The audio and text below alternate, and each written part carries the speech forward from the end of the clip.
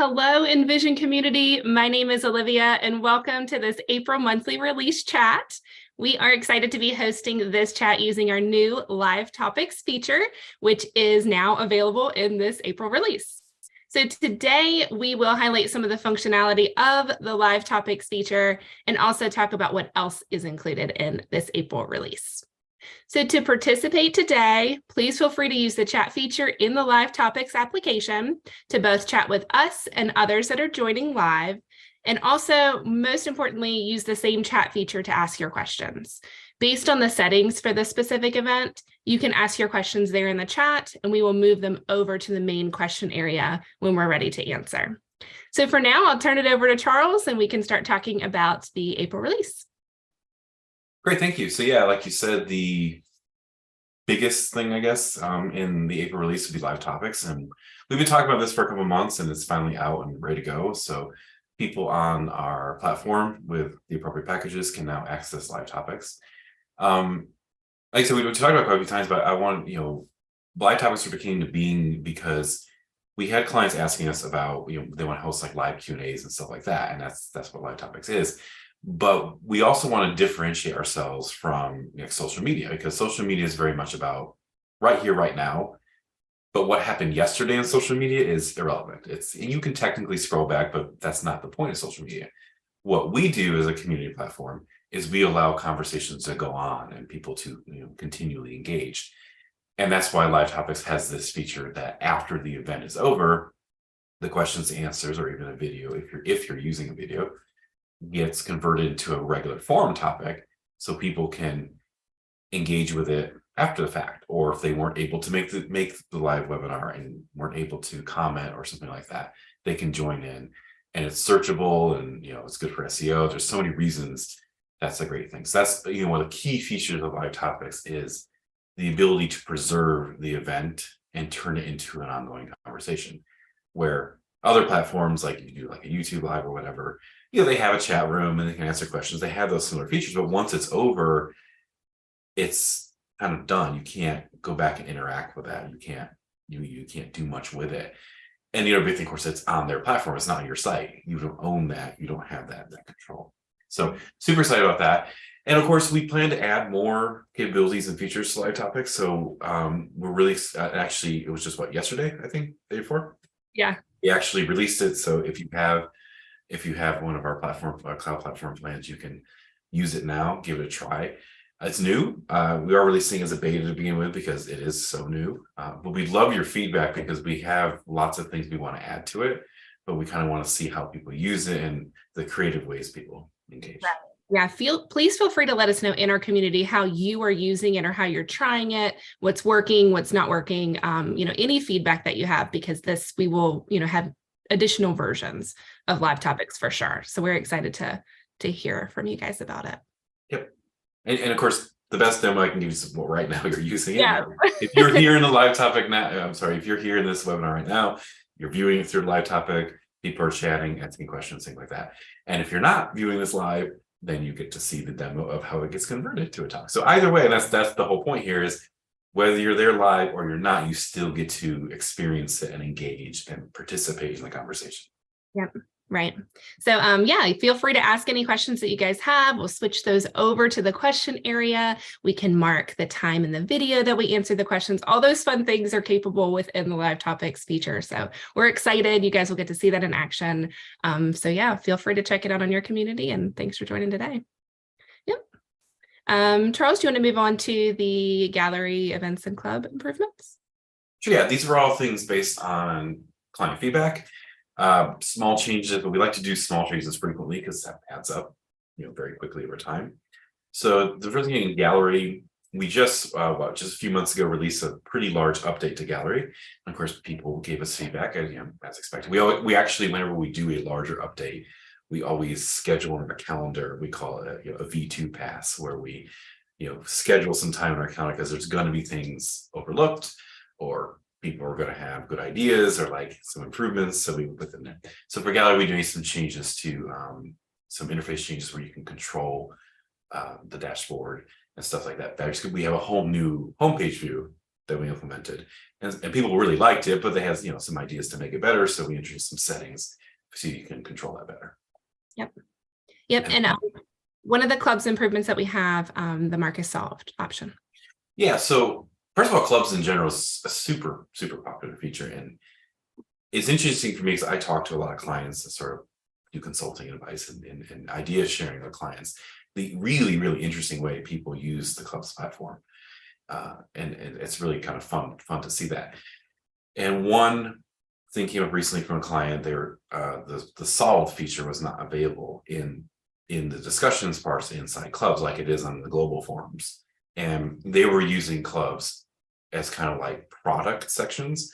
So if you owned a certain product, you'd be in the club, because the club, in addition to discussions, they also had events and all sorts of different things specific to that product. And some of this is kind of exclusive to product owners. So they're using clubs for that, which is great. But they also want a place where people could have questions and have their answers in the solve feature. So we added that feature into clubs, and I really hope a lot of people can use that, because the solve feature is also something in general, be it clubs or globally, we're going to keep improving over time, because that kind of support and service capabilities is super popular in what we do. And the third one was downloads. No. Sorry, events. Events, yes. Sorry, I'm thinking about something we have going on in the pipe. Events. So this is another thing that came from client feedback, where we launched our new event system, and we're getting people using events way more than they ever had. We're seeing it constantly coming up because it has better integration with online platforms, and even better integration with if you have real world events, as with Google Maps integration and stuff like that. And it came up that as people are using it more, they're having multiple calendars to separate out the different event types and stuff they had. And the feedback was, you can subscribe to individual calendars, but they wanted on the homepage a global subscribe event. So we added that capability, and it's a small change, but actually makes a big difference when you're heavily using events, which we're seeing people do. It really helps people to to be able to subscribe on your phone or your computer calendar to show oh, there's this event happening, and it just automatically shows up on your phone or something. It's really, really valuable. Yeah. Very good. Do we want to talk about the PayPal, Stripe, and Commerce changes?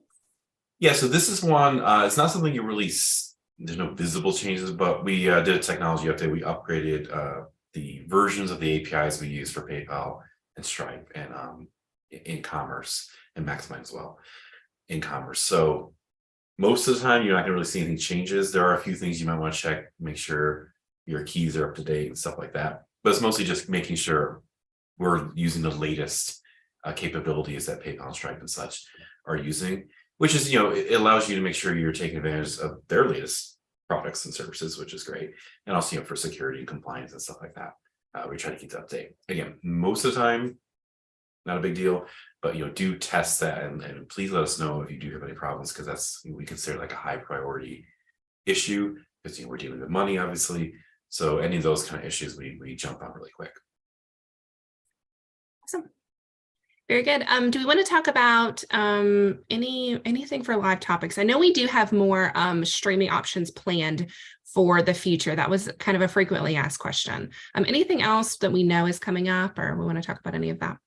If you guys, for live topics, and if you guys in the audience have any questions, do let us know.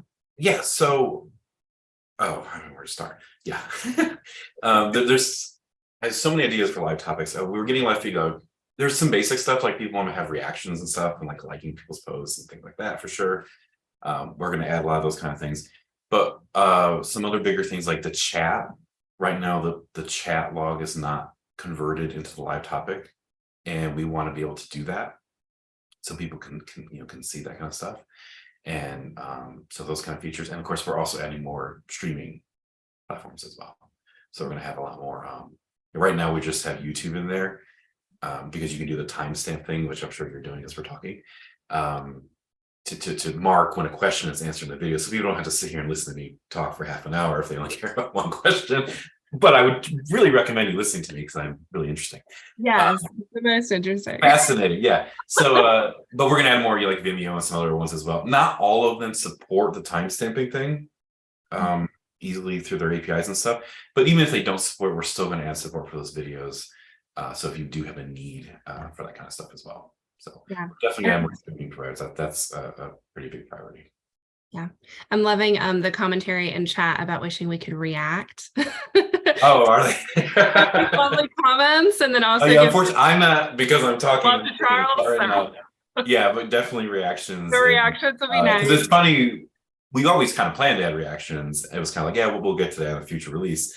But it's the very first day we tested live topics internally. We're like, sure wish I could click like on this.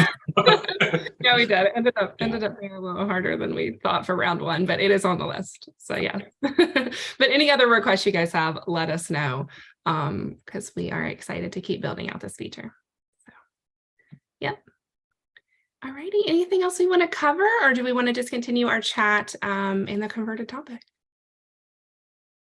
I have nothing else to cover. I can just real quick for coming up. We've talked about courses as a thing coming up. That we'll have some information to post about that soon. I do expect another once we get feedback and testing and stuff like that on live topics, you'll definitely see a live topics, part 2 release, I guess you could say. We have that coming up, and then we also have some. We haven't actually talked about this. I think we mentioned it somewhere. A privacy tools review.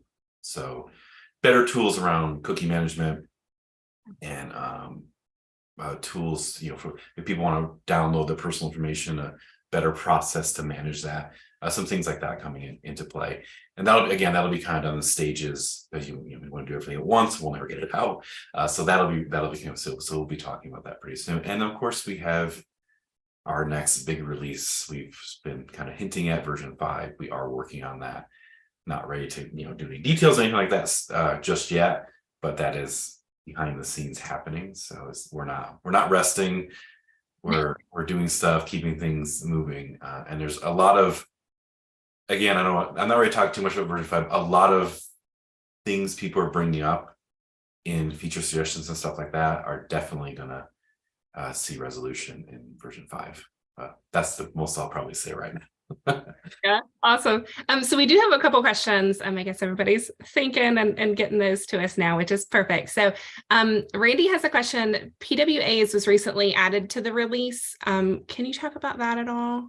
Oh, sure. So progressive web apps, he's probably referring to new push notifications. I will say I never see the day when Apple would actually add native push notifications in the browser. Android's had it for a long time, but I'm an Apple person, so if Apple doesn't have it, it doesn't exist.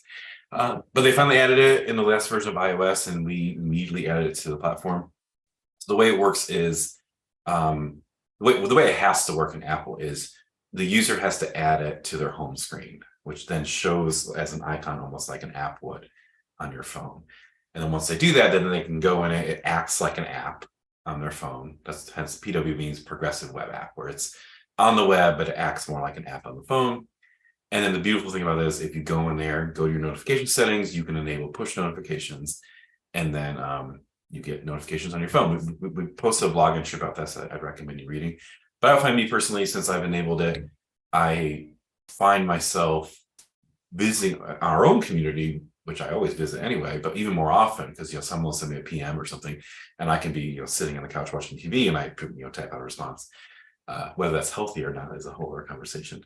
But but it's been great, and it's a brand new feature in iOS, brand new feature in Vision Community to go along with it. But I've already found it super useful, and there's lots of things in there as a site owner. It's called the manifest, where you can add your own icon and loading screen images and stuff like that if you want to. You don't have to, but I think it's great, and I've already found myself using it quite a bit. And the beautiful thing about it is you don't really have to do anything. You just let the users know they can do it, and it works. Yeah. Cool. Very good. We do have a couple other questions, so we'll just bounce around a little bit if you don't mind. Will these features mentioned on the forum, pay to access areas in the forum and Pages app, all be released before version 5? Or can you talk about timing or planning for those? Probably not. Just because they're part of a larger update to Commerce we're working on. We recently announced some changes to Commerce, some older capabilities in Commerce that we're removing to sort of make room, so to speak, for a lot of new features. So probably won't come out before version 5. I will verify that and maybe get back to you in the converted topic about that, but I'm pretty sure that'll happen in version 5 because it's a larger update to Commerce. So it may be difficult for us to backport them. But I can follow up after the fact on a live topic and confirm that for the person who asked this question. Yeah, that sounds perfect. Another question, will there be a quick guide of how to use Zoom and YouTube for live topics? Probably a good idea. And then I'm not sure if I actually think that might not be a bad idea because I will admit it took me a little while to silly amount of time to figure out how to stream from Zoom to YouTube. Which is silly because actually it's literally just a button. It's just kind of hidden in their more menu in the corner. Once I found it, here's the guide. There's a little more menu, click it, you'll see something that says stream to YouTube. And it has other options too. It has like, I forget what it has, but other smaller options. Stream to YouTube, opens your browser, you do some authorizations, some setup, and then it just starts working. So once you find the silly little button to click, it's super easy. And then from our perspective, once a URL in YouTube is assigned, you just copy and paste that into your live topic. And it pops up for all your users and off you go. So easy yes, enough. We'll make a guide, but that was the guide. We'll write it down. But yes, thank you for asking. And then another question, do we expect to grow or do we expect a growth of the API to support the existing applications like Commerce and support tickets so we can interface better with other services? Yes. And I can say yes confidently because one of our long-term goals is to change up how users do customizations in the platform, which is why we introduced GraphQL.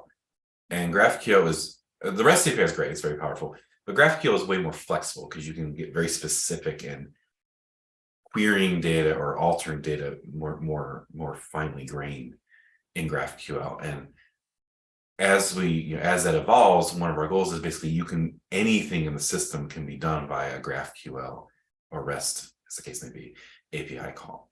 So for sure, so you'll be able to say, when someone purchases a subscription to their community in Commerce, notify MailChimp to add them to our mailing list and also add it to a Google spreadsheet to keep track of whatever. You can do these kind of things, through API calls and webhooks and stuff like that. But we're definitely improving it because that's as a longer term thing. We want to encourage more API use than people putting in, random code because it's not really necessary. If you can write a GraphQL query, it's nice because when we release updates, the API stays the same. Where you might make an alteration, it'll break your community. The API is always there. Okay, perfect. And then another question, can we have a help guide, to help phase out deprecated payments like Braintree and that type of thing? Yeah, so part of when we announce the deprecations in Commerce, stuff like that, we recognize we're dealing with your money and your business. So contact support, even if you don't have email support, just contact us. Well, part of the service is we're going to help you. So if you say I want to, let's say you use tickets in Commerce and you want to switch to Help Scout or Zendesk or even just email, whatever you want to do, we can help you with that transition. Same with these payment gateways and stuff. Just contact us. We'll help you. We'll help you do that because that was part of our thing. Say we knew obviously changing payment gateways is difficult, so we're happy to help you do that. So yeah. So I guess the answer is you don't need help, guys. So we'll just do it for you. We'll help you do it. So just contact us. Yeah, very good. All righty.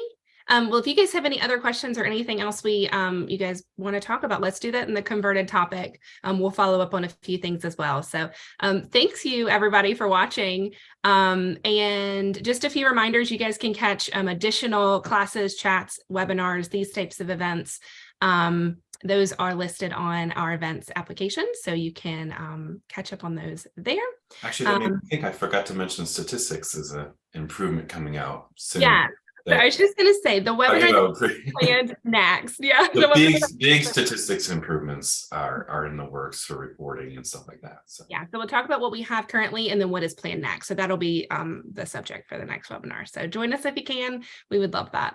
So thank you everybody for watching and thank you for using the Vision